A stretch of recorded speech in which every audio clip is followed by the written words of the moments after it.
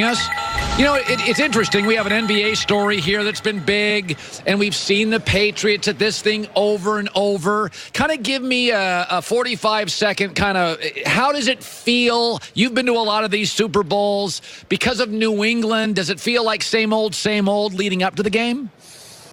It doesn't feel like there's an overarching storyline, and we don't always have one. There's not a big injury we're worried about. I don't think Todd Gurley, there's much of a question he's going to play. The question is how the Rams are going to use him. Gronkowski's retirement, maybe you can get excited about that, or that can drum up some interest. And then, of course, there's the old coach versus the new coach, Belichick versus McVay. So you have your storylines. It just doesn't feel like there's one overarching thing that we're all kind of clinging on to. Listen, Tom Brady said it the other day, Albert. You know the Patriots. You covered them for the Boston Globe, and one of the reasons we lean on you is you have more insight with them than anybody in this country, in my opinion.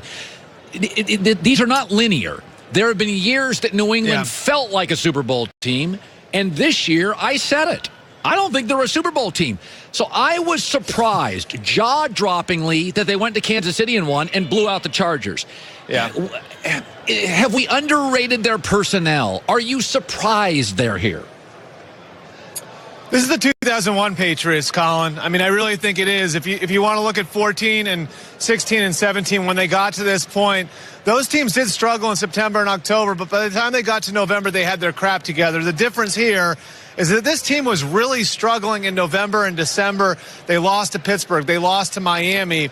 So I don't think we're underrating the Patriots' talent. I think we may be overlooking the way they're built, though, okay? The Patriots have never been built to be an all-star team. It's never been, let's just collect the best talent. They've always been built to combat whatever is in the league at that time. And I think that makes them a little unique. And I think you look at the roster right now, and you can absolutely see it. They've invested in the defensive backfield to do what? To deal with high-powered passing games. On offense, you know what? You're going to go out and you're going to put 245-pound defensive ends and 220-pound linebackers on the field to cover. We're going to put a fullback in the game. We're going to draft a 230-pound kid in Sony Michel in the first round, and we're going to put them behind a massive offensive line. And so I think the one thing that we overlook, we don't underrate the talent, the one thing that we overlook is the way that Bill and Nick Caserio build this team is not about collecting stars. It's about building a team to combat whatever's going on in the league at that given time. People have made this into Belichick McVay. I think it's more Josh McDaniels against Wade Phillips. Bill has a history of beating guys, Rex Ryan, Mike Tomlin, who sort of do what they do, and everybody knows it. Mm-hmm. Wade is I do what I do, and you kind of know what I do. Historically, Belichick and McDaniels dice those guys up. I think Wade's a big storyline here. Your thoughts? Yep. I'd have agreed with that 3, 4, 5 years ago. Something changed in Denver. When Wade Phillips got to Denver, the Broncos played the Patriots tougher than any Wade Phillips defense has played the Patriots before. 24, 16, 18 points the 3 times they played them. They won 2 of those 3 games. And so Wade figured something out. I think a piece of it, at least a piece of this, and I've talked to Wade about this in the past. Denver was the first time that he had a couple of blue-chip pass rushers and a couple of blue-chip cover guys. It's always been his ideal. In Denver, it was DeMarcus Ware and Von Miller up front, and then Aqib Talib and Chris Harris on the back end. And now he's got that again in Los Angeles with Aaron Donald and Ndamukong Suh up front and Marcus Peters and Talib on the back end. And so maybe this is just a matter of finally having the sorts of blue-chip players that he's always idealized in his defense. I'm just telling you, something changed when he got to Denver. He's played the Patriots a lot tougher than he did previous to that. I want to go back to Gronk. And Joy and I were talking about this. I don't think he's a Patriot next year because I think it's time. I think they'll draft a tight end. It's a good class. They got 12 picks. I think they'll draft a quarterback. I think they'll get a tight end. I think Bill loves linebackers and defensive backs. They got a lot of draft picks. Let's talk about Gronk, who's really changed from the biggest offensive weapon to I think he's a really good blocking tight end, and he's got different value now. Do you think in a year he's a Patriot, or 5 months he's a Patriot? No, I mean, I think he's likely to retire. And I think a big part of why he didn't retire last year, I think he realized when he got out there in the real world that there wasn't the sort of money or anything close to it to what he was making in football. And right now, $10 million in cash next year, $12 million in the Patriots cap. I don't think there's any way he's back in that number. And if someone else is willing to pay him, I don't think it's going to be close to that. So that margin, what he can make in football versus what he can make doing something else has shrunk. I think this year was very, very difficult for him, a tough year. And look, this happens with a lot of superstar athletes. When they lose their superpowers, it's very hard for guys to reinvent themselves. In fact, most guys can't do it. You look at Des Bryant, how he struggled with it. I think the guy who's done it better than anybody over the years is Larry Fitzgerald, who went from being a dominant outside receiver to a very productive inside receiver. I respect what Gronk's done the last few weeks, right? And turning himself into a great blocker against the Chargers and then fighting his ass off against the Chiefs. He's in that process of reinventing himself. It's just the last couple of years, Colin, have been very, very difficult. And I think mentally he may have already started to detach himself from the game. And you heard it last night. He said he's going to give himself 2 weeks to think about it after the season ends. That tells me he's already sort of made up his mind.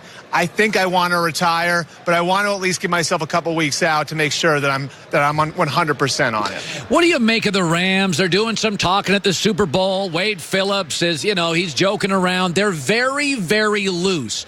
It reminds me a little of the Philadelphia Eagles last year, where they came in sort of with an underdog spirit. Hey, we're facing a dynasty. We got big personalities. They kind of feel like the Eagles last year to me. Yeah, and I know Sean McVay called a couple of coaches around the league who've been in this stage. Dan Quinn here in Atlanta was one, and spent an extended period of time talking to them about how to handle the Super Bowl.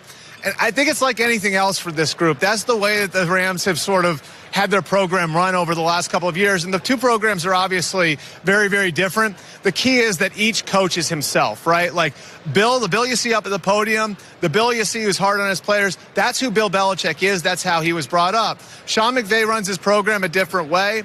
And I think that actually plays into handling a stage like this the right way. They don't have a ton of guys who've been here before, but they do have a few. And I think there's a general looseness to this team that helped them last week in New Orleans when they were down 13-0 in that environment. And I think it's going to help them again this week. I kind of think Sean McVay's 5-1 in shootouts. I think the Rams are equipped. Yeah. They're equipped to be in shootouts. They're very comfortable in shootouts. And similarly, if you look at Tom Brady's last 3 years in the playoffs, they're averaging 34 points a game. I foresee a high-scoring game, and I think both teams are incredibly comfortable in that space. I think this year's Super Bowl is going to look a lot like last year's Super Bowl. Do you have a feeling talking to coaches and sources? Yeah, and I'd agree with that. I think a lot of this comes down to offensive versatility, which is going to make it really hard on the defenses. And I talked to Matt Nagy, who played both these teams a couple days ago, and the thing that he said, because he's looked at both offenses, and he looks at both offenses every Monday morning to try to get ideas. He said the one thing that sticks out is that the Patriots can kind of toggle from being a 21 personnel team with a fullback in the game, power running team, to being a shotgun spread empty team like that, right? So they can do that to you. The Rams, meanwhile, are going to run a lot of things out of the same formation. They're going to make everything look the same, and so you're going to have to defend everything at once. And so both teams have a way of making it very, very difficult on a defense. I think that actually plays against the defenses in this game, because both those defenses are built to take certain things away from you, and both these teams can kind of toggle from one thing to the next. And so I'm with you. I think this is probably a high-scoring game. And remember, Colin, as high-scoring as last year was, last year's game came down to one defensive play. Who was going to make the one defensive play? Brandon Graham was the one who made that play for the Eagles last year. Does it come down to a Stephon Gilmore or an Aaron Donald making that play? We'll see. Albert Breer, Monday morning quarterback, former Patriot beat writer. Good talking to you, bud. You got it, Colin. I always love, Joy, the ambient noise behind the guy we have with the microphone. You hear this. The buzz. You can hear the buzz. That's called the official. That's called the buzz. Next year, Fox has the Super Bowl.